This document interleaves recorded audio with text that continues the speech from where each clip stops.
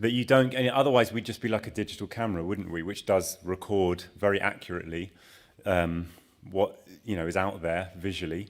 But of course, the camera doesn't see anything really. It reproduces an image, but it never feels what it sees. It doesn't mean anything to it. Whereas things feel a certain way to us when we look at them, which you can't capture by explaining what photons are, for example, right? So what they say is there's something else, there's something beyond the physical there that gives you yourself, essentially, and that makes things feel a certain way to you.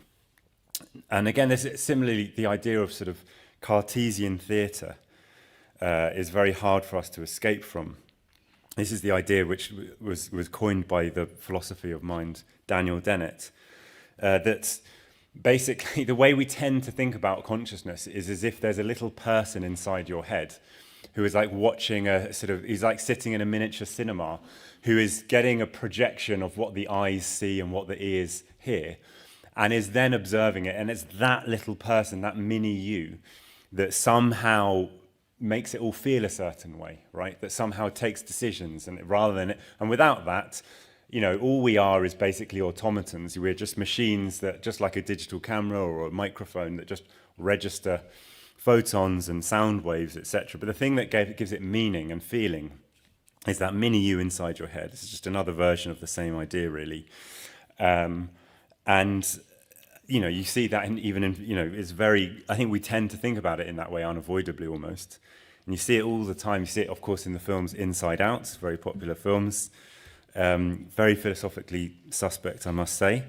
But the point that Dennett brilliantly makes, and I would recommend his writings on this, he's a very materialist writer, is that, of course, it makes no sense, because if there's an inner you that sort of is watching everything, then how does that person perceive what they're seeing? Is there a miniature person inside their head that then watches what they see in the cinema? And of course, inside your head is pitch black.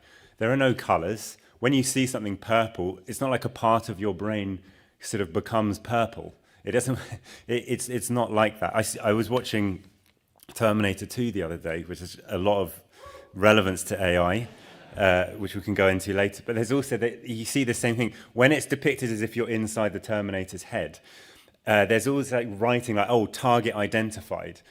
But why does the Terminator need to see that? The Terminator would just know that he's identified the target.